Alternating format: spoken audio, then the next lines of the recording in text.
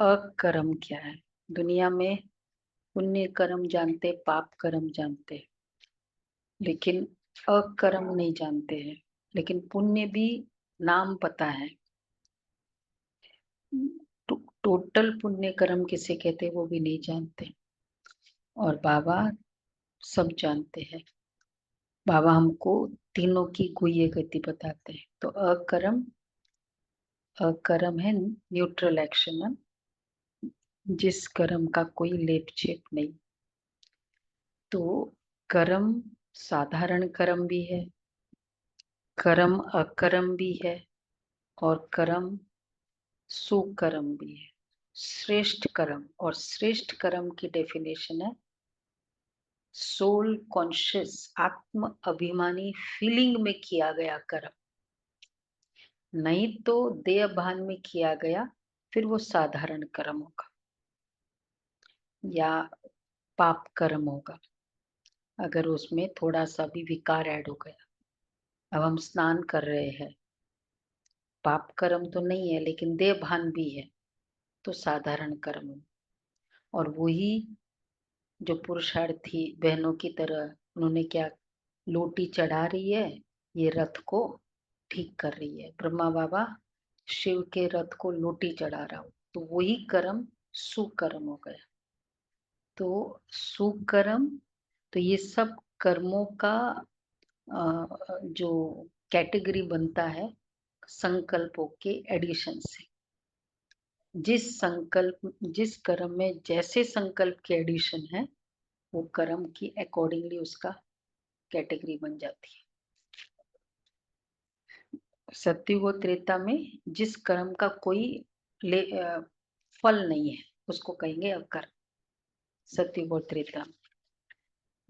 तो ये बाबा आज समझा रहे हैं, कई गुह्य कर्मों के ऊपर फोकस किया। चलो बाबा के शब्दों में सुनते हैं। 12-7। मीठे बच्चे, तुम्हें साहेबजादे सो शहजादे बनना है। इसलिए याद की यात्रा से अपने विकर्मों को भस्म करो। साहेबजादे सो शहजादे बनना है, इसलिए याद की यात्रा से अपने विकर्मों को भस्म करो। अच्छा, प्रश्न है, किस एक विधि से तुम्हारे सब दुख दूर हो जाते हैं? किस एक विधि से तुम्हारे सब दुख दूर हो जाते हैं? याद से। याद से।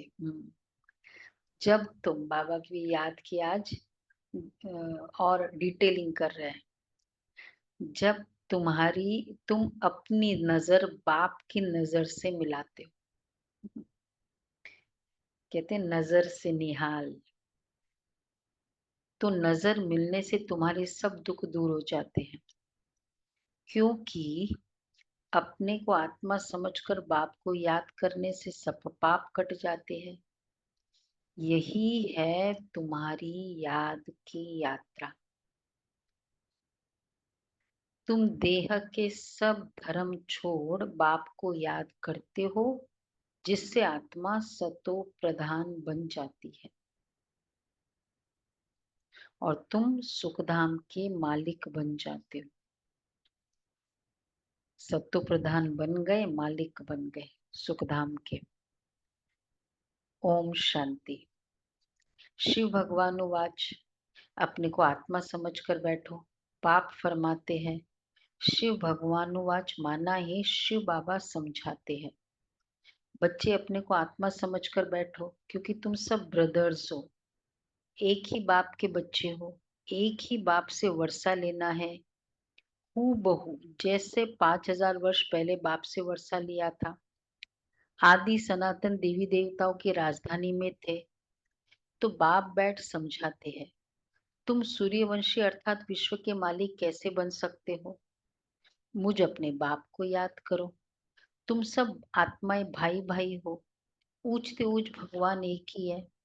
उस सच्चे साहेब के बच्चे साहेबजादे हैं। ये बाप बैठ समझाते हैं। उनकी श्रीमत पर बुद्धि का योग लगाएंगे तो तुम्हारे पाप सब कट जाएंगे, सब दुख दूर हो जाएंगे। बाप से जब हमारी आंखें मिलती है तो सब दुख दूर हो जाते हैं ना। आंखें मिलाई आज, आंखें मिलाई, दृष्टि ली। डिटेल में दृष्टि किसने ली? डिटेलिंग दृष्टि, दृष्टि मिली आ गए ऐसे नहीं। डिटेलिंग दृष्टि कोई नहीं ली। थोड़ी देर थोड़ी देर ही रुके बोल रहे, ज्यादा नहीं रुके। डिटेलिंग दृष्टि लेनी चाहिए ना। वो हमने उस दिन की ना, आज पोस्ट कर देंगे फरिश्ता फैमिली में। वो योग किया ना, तो वैसी दृष्टि लेनी है डिटेल। देखो बाबा ने आज क्लियरली कहा, नजर से नजर मिलाएंगे तो दुख दूर हो जाएंगे। ये नजर में बहुत शक्ति भरनी है, बहुत पवित्रता भरनी है, क्योंकि सारा समय नजर से काम होना है 2500 साल। तो ये नजर, और ये नजर की पूरा भरपाई केवल संगम युग में होगी बाबा के पास, और वो भी बाबा के वतन में। अभी बाबा तो सामने है नहीं साकार में, तो वतन में हम, मतलब जहां भी, चाहे साकार में भी फील करे, ऐसी नजर फिर बहुत सेवा करेगी, अंत में भी और द्वापर में भी। ठीक है, ये डिटेलिंग योग करनी से नहीं। आई दृष्टि ली, हो गया खत्म, नीचे आ गए। हम्म हम्म। अच्छा, आंखें मुश्किल होती हैं। देखना नहीं आता है।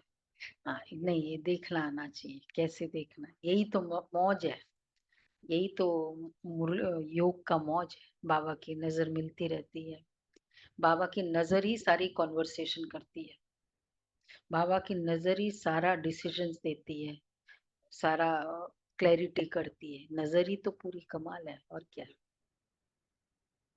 कौन सी?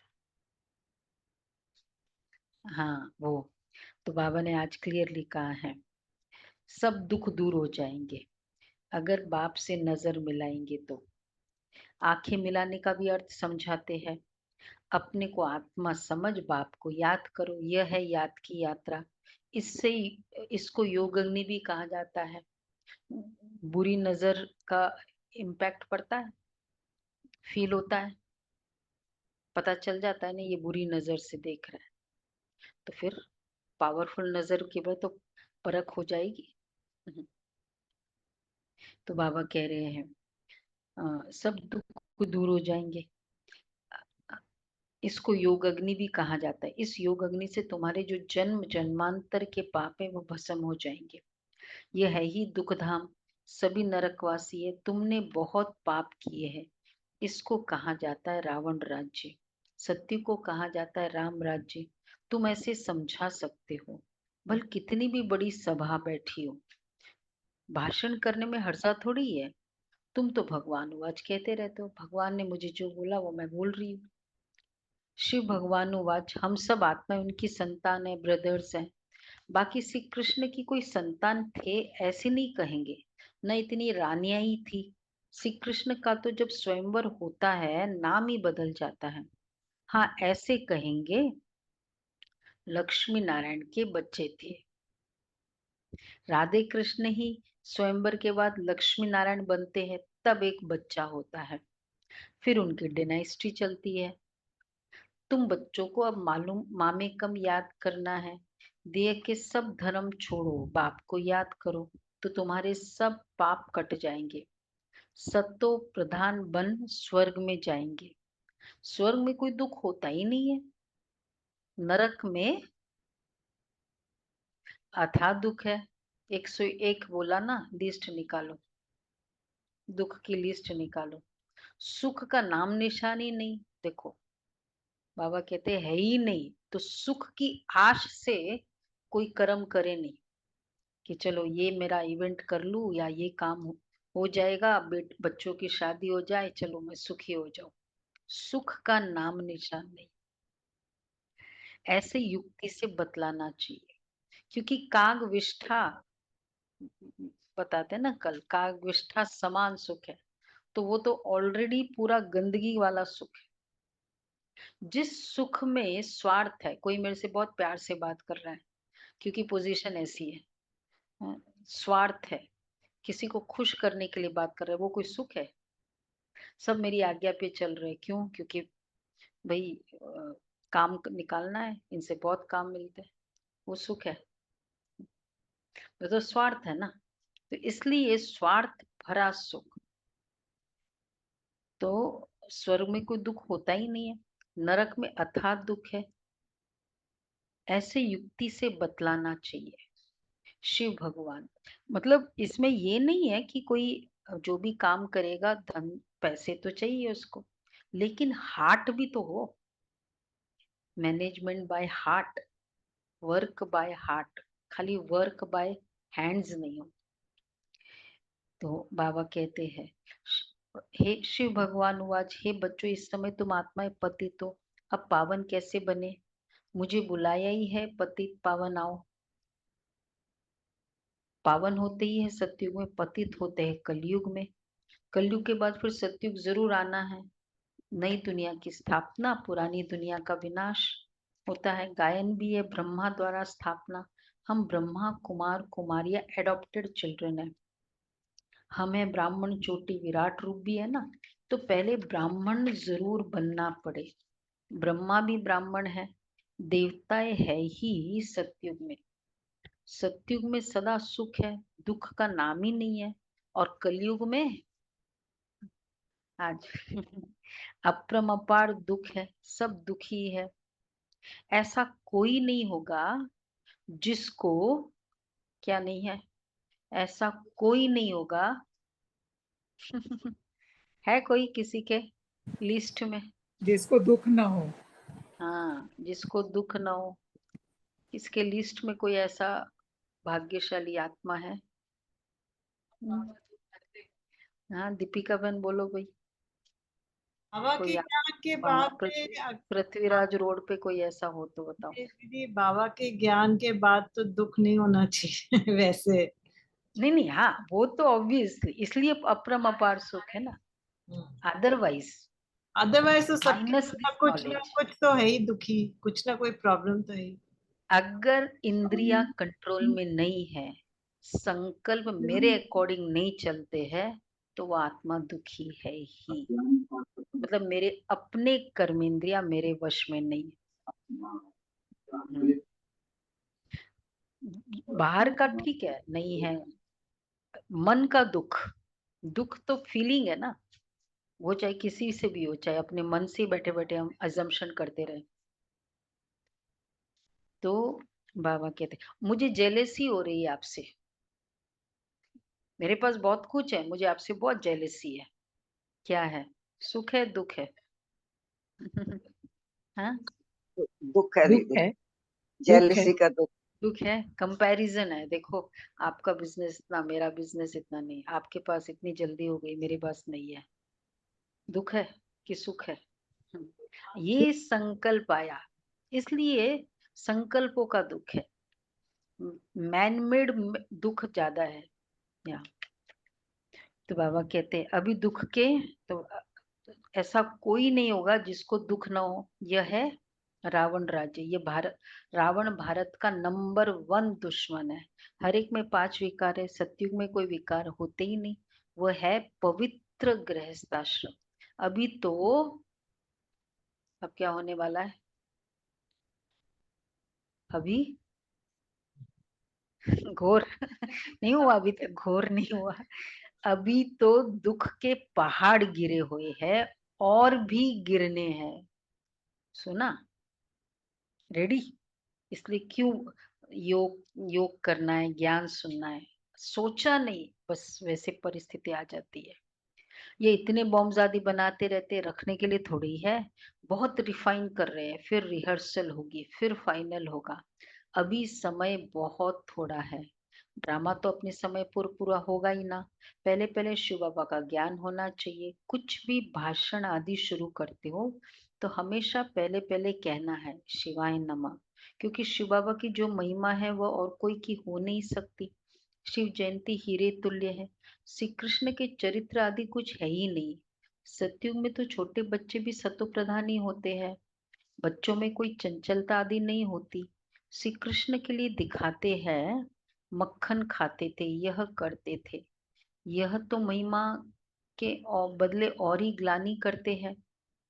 कितनी खुशी में आकर कहते शिव बाबा सर्व ईश्वर सर्वव्यापी है, तेरे में भी है, मेरे में भी है। यह बड़ी भारी ग्लानि है। परंतु तमो प्रधान मनुष्य इन बातों को समझ ही नहीं सकते। तो पहले पहले बाप का परिचय देना चाहिए। वह निराकार बाप है, जिनका नाम ही है कल्याणकारी शिव, सर्व का सद्गति दाता। वो निराकार बाप सुख का सागर, शांति का सागर है। अब इतना दुख क्यों हुआ? क्योंकि क्योंकि रावण राज्य है। रावण है सबका दुश्मन, उसको मारते भी है परंतु मरता नहीं है। यहाँ कोई एक दुख नहीं है, अपरम अपार दुख है। सतयुग में है अपरम अपार सुख। 5000 वर्ष पहले बेहद के बाप के बच्चे बने थे और ये वर्षा बाप से लिया था। शिव बाबा आते हैं जरूर, कुछ तो आकर करते हैं ना। एक्यूरेट करते हैं तब तो महिमा गाई जाती है। शिवरात्रि भी कहते हैं। अच्छा, फिर है श्री कृष्ण की रात्रि। अब शिवरात्रि और श्री कृष्ण की रात्रि को भी समझना चाहिए। अच्छा, शिव तो आते ही है बेहद की रात में, और श्री कृष्ण का जन्म वो तो बेहद की रात में आते हैं। अच्छा, इसलिए शिवरात्रि कहते हैं और पूजा करते हैं सुबह, तो बेहद की रात्रि में आते हैं। और श्री कृष्ण आते हैं कब? रात को 12 बजे। 12 बजे आते हैं। किसने कहा 12 बजे आते हैं? उनका जन्म 12 बजे हुआ। पूरा श्री कृष्ण आते हैं। बताया तो जाता है लेकिन दीदी आते अमृत वेले हैं। श्री कृष्ण का जन्म मुरली पड़ी है? हाँ जी। मुरली पढ़ के उत्तर मत दो, वो फिर वो उत्तर नहीं देना होता है, उनको नहीं पूछते। तो श्री कृष्ण का जन्म अमृत वेले होता है, न रात है न दिन है। श्री कृष्ण का जन्म घोर रात्रि तो 12 बजे होता है, लेकिन जन्म अमृत वेले होता है। मतलब टुवर्ड सत्युग होगा ना, तो न अमृत वेले होता है, न कि रात्रि को। घोर रात्रि में थोड़ी होगा। घोर रात्रि के बाद का जो टाइम है, संगम युग का एंड हो गया ना, तो वो है अमृत वेला, संसार का अमृत वेला। नहीं, हाँ मतलब ऑब्वियसली ना, सॉर्ट ऑफ। हाँ, सत्य जब इधर विनाश होगा, इधर श्री कृष्ण का जन्म होगा, और उसके बाद सत्युग की स्थापना होगी। हाँ, दिन तो बाद ही होता है ना अमृत वेला। अमृत वेला रात भी है और दिन भी है। सोने वालों के लिए रात है, जागने वालों के लिए दिन हो गया। तो एंड ऑफ संगम युग क्या होगा? एंड भी है और हमारे लिए स्टार्ट हो गया, क्योंकि श्री कृष्ण आ गए। तो श्री कृष्ण का जन्म अमृत वेले होता है, न कि रात्रि को। शिव की रात्रि मनाते हैं, परंतु उनकी कोई तिथि तारीख नहीं है। श्री कृष्ण का जन्म होता है अमृत वेले। अमृत वेला सबसे शुभ मुहूर्त माना जाता है। वो लोग श्री कृष्ण का जन्म 12 बजे मनाते हैं, परंतु वो प्रभात तो हुई नहीं। प्रभात सवेरे 2-3 बजे को कहा जाता है, जबकि सिमरन भी कर सके। ऐसे थोड़ी 12 बजे विकार से उठकर कोई भगवान का नाम भी लेते होंगे। प्रभात का टाइम है ना वो, वही अमृत वेले का टाइम। सिमर सिमर प्रभात मोरे मन। तो 12 बजे विकार से उठकर कोई भगवान का नाम भी नहीं लेते होंगे, बिल्कुल ही नहीं। अमृत वेले 12 बजे को नहीं कहा जाता। इसलिए ये सब लास्ट शोज कौन से होते हैं ये थिएटर में भी? 12 बजे, लास्ट 12 बजे, मतलब घोर कलयुग। उसके बाद फिर तो उस इतनी नेगेटिव विकार के वातावरण में श्री कृष्ण पैदा नहीं हो सकते। तो इसलिए लास्ट में, इसलिए वो अमृत वेला एक्यूरेट है। हम क्यों योग अमृत वेला करते हैं 2 बजे के बाद? वातावरण बाहर का भी वातावरण विकार का नहीं है। इसलिए बाबा ने कभी नहीं कहा कि 12 बजे योग करो, 1 बजे बैठो योग के लिए, नहीं, वो घोर नेगेटिव वातावरण है। तो ऐसे बाबा कहते हैं अमृत वेला 12 बजे को नहीं कहा जाता, उस समय तो मनुष्य पतित गंदे होते, वायुमंडल ही सारा खराब होता है। 2:30 बजे थोड़ी कोई उठता है, 3-4 बजे का समय अमृत वेला है, 3 बजे आइडियल है पुरुषार्थियों का। 2 बजे भी है, जैसे मम्मा उठती थी 2:30 बजे, 2:30 बजे, हाँ। अभी तो लेट नाइट, वो सब वातावरण ही खराब होते हैं, हाँ। तो वायुमंडल ही सारा खराब होता है। 3-4 बजे का समय अमृत वेला है, उस समय उठकर, क्योंकि ये भी नहीं ना कि 3 बजे उठकर 4 बजे तक योग करो फिर सो जाओ, ये कोई इससे नहीं उठ, अपना टाइम पे उठो फिर, ऐसे थोड़ी होता है। जल्दी उठ के जल्दी काम कर लिया और फिर सो जाओ, फिर पूरी नींद को पूरी एनर्जी दे दी अमृत वेले की। योग करने के बाद बहुत हाईएस्ट वर्क करो ना, बहुत डीप डिसीजंस के काम करो, और वो भी 5 बजे के बाद, 4 बजे नहीं, कभी भी नहीं। 4 बजे कोई काम करे, कोई सोए, कोई करे, मतलब कोई विधि नहीं है। आज का है ना, आज का क्विज है ना, विधि, विधि पूर्वक पुरुषार्थ करो। जब मर्जी आए तब उठ गए और फिर सो गए, नहीं। तो इसीलिए फिर वो टिकाऊ नहीं होता है। जो विधि पूर्वक करते नहीं है ना, थोड़े दिन करेंगे फिर वापस बैक टू स्क्वायर वन हो जाएगा। थोड़े दिन जोश चढ़ता है तब करते, 3-3 बजे उठेंगे, 2:30 बजे उठेंगे, फिर बाद में इतना मोटिवेशन नहीं या कभी शरीर नहीं। हाँ, चलो, हाँ, ऐसा कुछ जो भी कुछ रीजन होगा, परंतु वह कोई समय, देखो बाबा क्या करते, उस समय उठकर मनुष्य भक्ति करते। यह टाइम तो मनुष्य ने बनाया है, परंतु वह कोई समय है नहीं, तो तुम श्री कृष्ण की वेला निकाल सकते हो, शिव की वेला कुछ भी नहीं निकाल सकते। ये तो खुद ही आकर समझाते हैं। तो पहले पहले महिमा बतानी है शिव बाबा की, गीत पिछाड़ी में नहीं, पहले बजाना चाहिए। शिव बाबा सबसे मीठा बाबा है, उनसे बेहद का वर्षा मिलता है। आज से 5000 वर्ष पहले ये श्री कृष्ण सतयुग का पहला प्रिंस था। वहां अपरम अपार सुख थे। अभी भी स्वर्ग का गायन करते रहते, कोई मरता है तो कहेंगे फलाना स्वर्ग गया।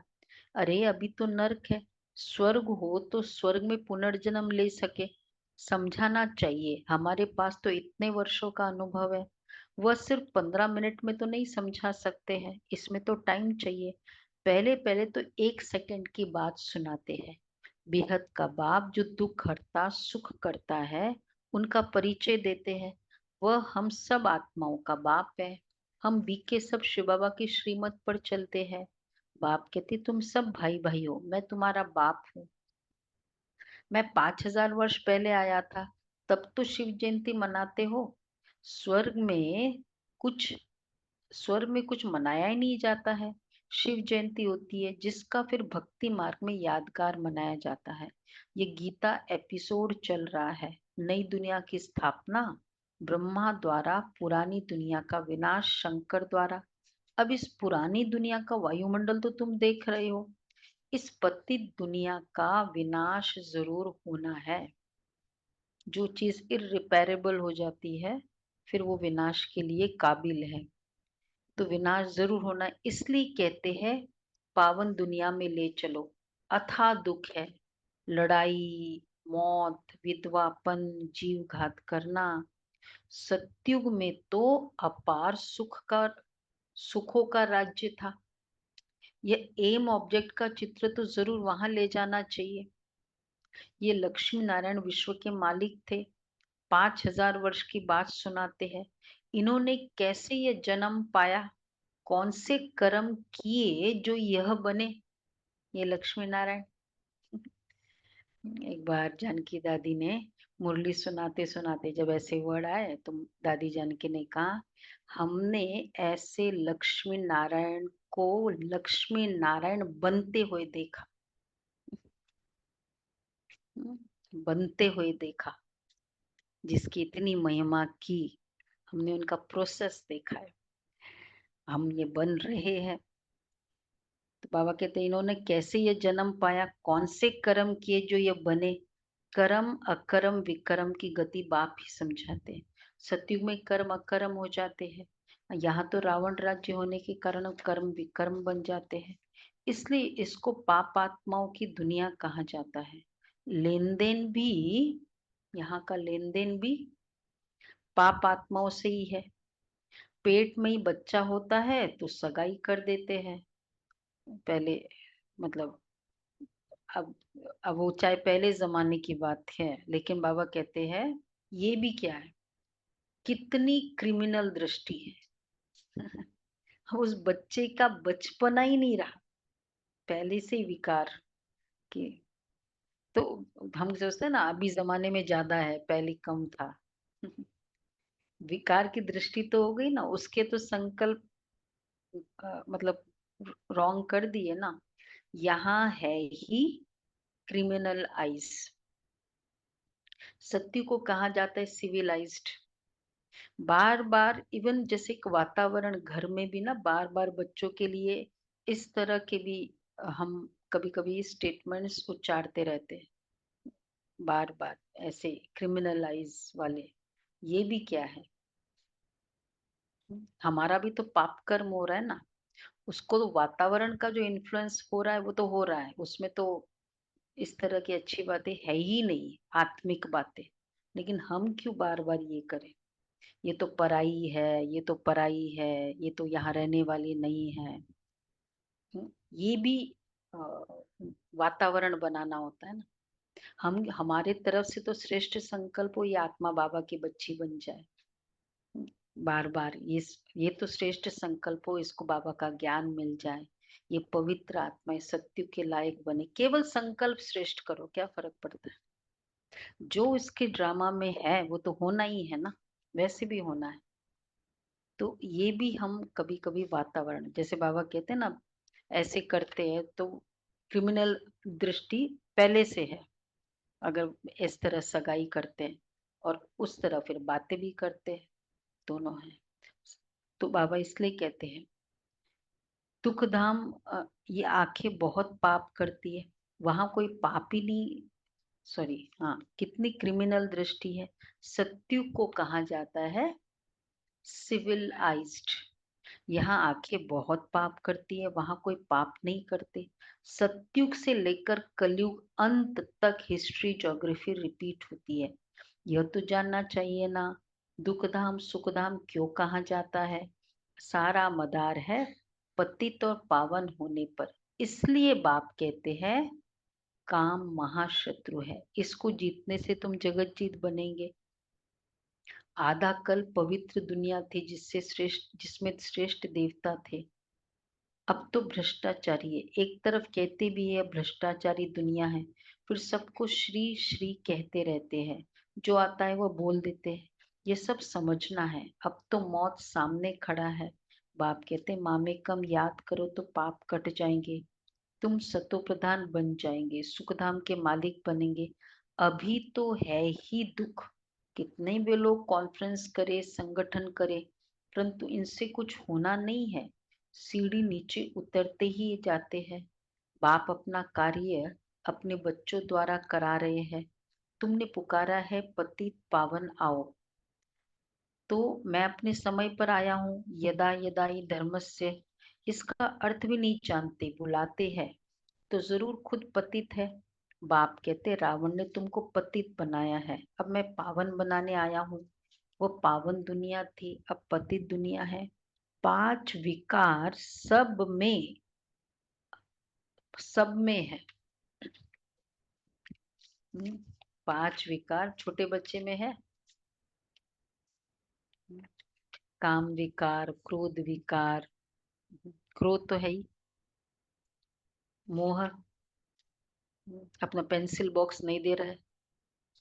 कहते हैं मेरा ना मेरा ग्रैंडसन है ना, किसी को अपनी चीज नहीं देता है, बहुत रखता है अपने पास। एनकरेजमेंट है ना, अटैचमेंट का। लोभ विकार है, चॉकलेट मिली तो ये काम करेंगे, ये काम ये मिला तो चाहे छोटा चाहे बड़ा। बाबा कहते 5 विकार सब में है, अप्रम अपार दुख है, सब तरफ अशांति अशांति है। जब तुम बिल्कुल तमो प्रधान पापात्मा बन जाते हो, बिल्कुल, तब मैं आता हूँ। जो मुझे पापात्मा, तमो प्रधान पापात्मा विकार की हाइट हो जाती है, तब मैं आता हूँ। जो मुझे सर्वव्यापी का मेरा अपकार करते, ऐसे ऐसे का भी मैं उपकार करने आता हूँ। सबसे बेस्ट डॉक्टर कौन से केस को हैंडल करता है? सबसे नामी ग्रामी डॉक्टर कौन से केस को हैंडल करता है ना? तो भगवान भी कब आएगा? ऐसा गॉन केस पूरे वर्ल्ड का, तब भगवान आता है। बीच बीच में नहीं आता है, इतने सारे अवतार नहीं लेंगे। इसलिए तो बेस्ट है ना। मुझे तुम निमंत्रण देते हो कि इस पतित दुनिया में आओ, पतित शरीर में आओ। मुझे भी रथ तो चाहिए ना, पावन रथ तो चाहिए नहीं। पतित दुनिया में आओ, अगर आने के लिए बोलेंगे तो मैं आऊंगी किस में? बात करनी है मुझे तो आऊंगा। हम किसी को बोलते आओ भाई गाड़ी भेजो मुझे गाड़ी का इंतजाम, मतलब रथ तो चाहिए ना। तो मुझे भी तो रथ चाहिए ना, पावन रथ तो चाहिए नहीं, मिलेगा नहीं मुझे। रावण राज्य है ही पतित, पावन कोई है ही नहीं, सब विकार से ही पैदा होते। ये विशियस वर्ल्ड है, वह है वाइसलेस वर्ल्ड। अब तुम तमो प्रधान से सतो प्रधान कैसे बनेंगे? पतित पावन तो मैं ही हूँ। मेरे साथ योग लगाओ। भारत का प्राचीन राजयोग यह है, आएंगे भी जरूर गृहस्थ मार्ग में। कैसे वंडरफुल रीति आते हैं, ये पिता भी है तो माँ भी है, क्योंकि गौमुख चाहिए ना जिससे अमृत निकले, तो ये माता पिता है। अच्छा, फिर माताओं को संभालने के लिए सरस्वती को हेड रखा है, उनको कहा जाता है जगत अम्बा, काली माता कहते हैं। ऐसे काले कोई शरीर होते हैं क्या? काली माता कैसा दिखाया है उसको, पूरा ब्लैक, ऐसा होता है? ऐसी देवी होगी? सोचो, कलकत्ता, कलकत्ता सोचो, काला होगा ऐसा? मंजू बहन बोलो नहीं हो सकता है ना इतना काला।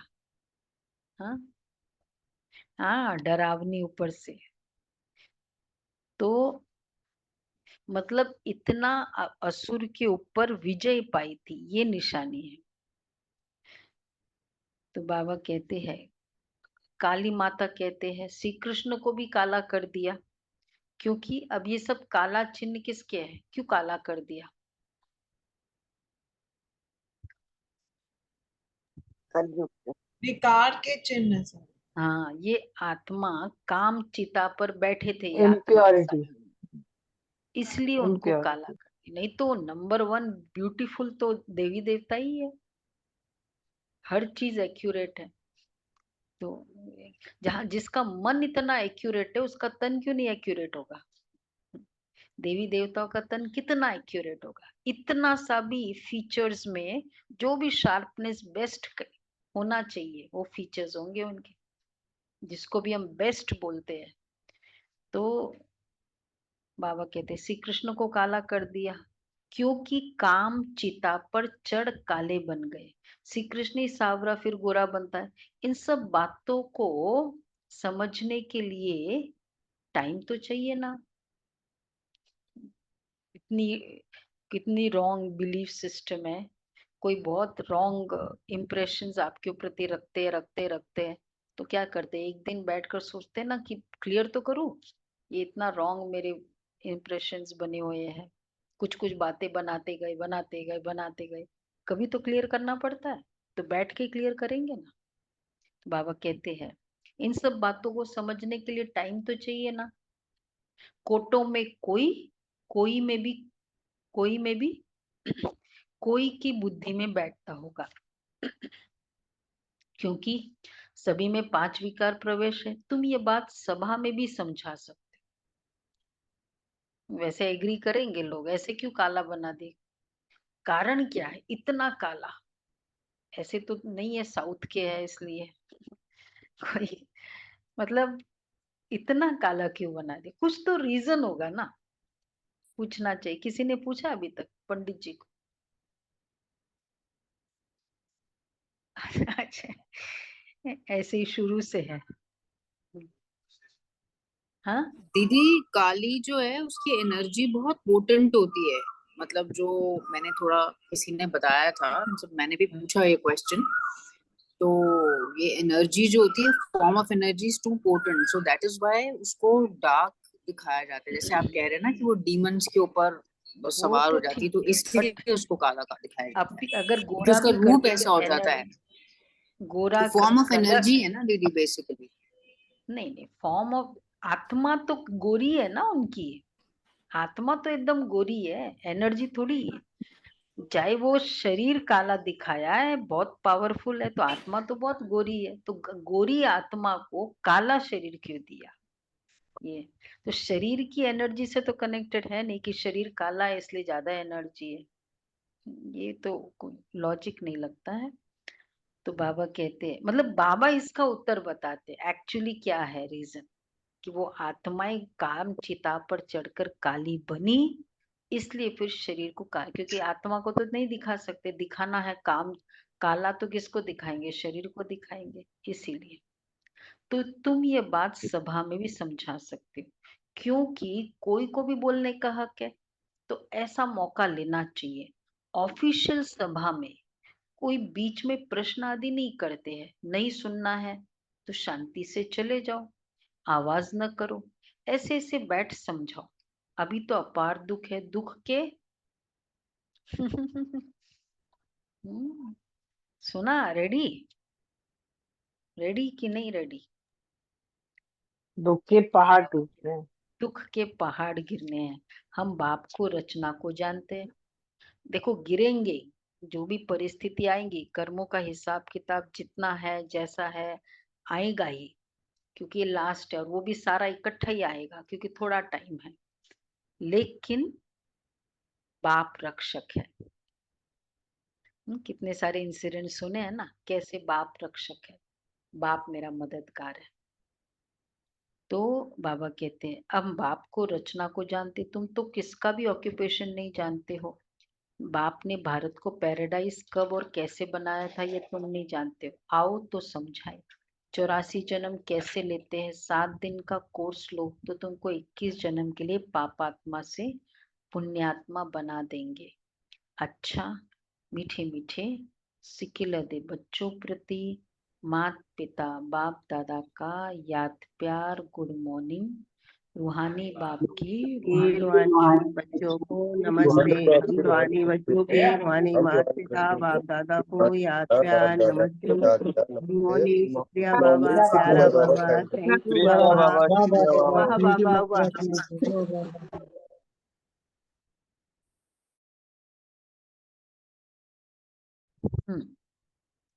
कॉन्शियसनेस हो।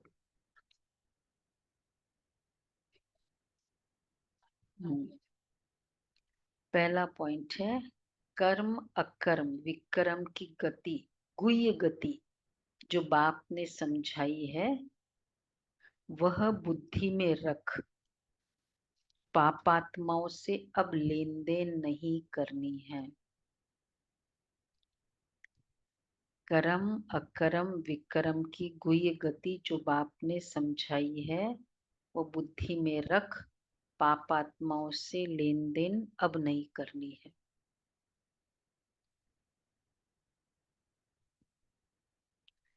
दूसरा है श्रीमत पर अपना बुद्धि योग एक बाप से लगाना है। सतो प्रधान बनने का पुरुषार्थ करना है। श्रीमत पर अपना बुद्धि योग एक बाप से लगाना है, सतो प्रधान बनने का पुरुषार्थ करना है। दुख धाम को सुख धाम बनाने के लिए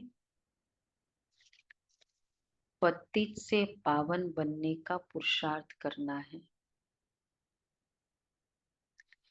क्रिमिनल दृष्टि को बदलना है।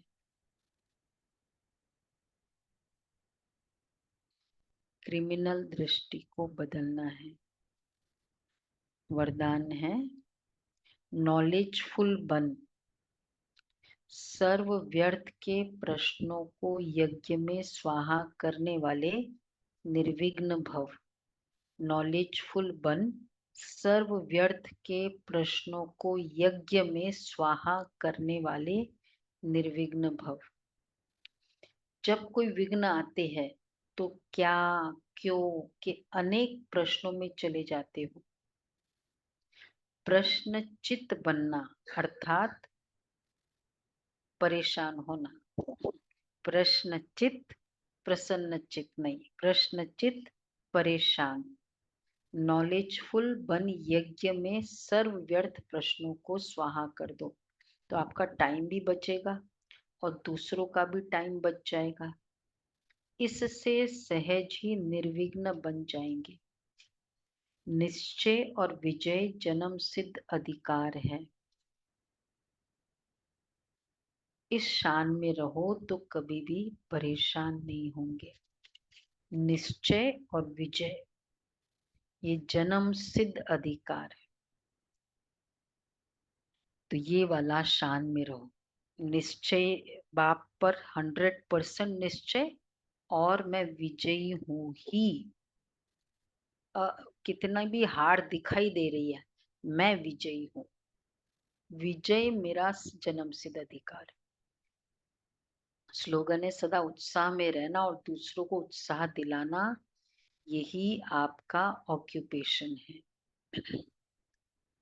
सदा उत्साह में रहना और दूसरों को उत्साह दिलाना। देखो हमारा ऑक्यूपेशन कितना अच्छा है।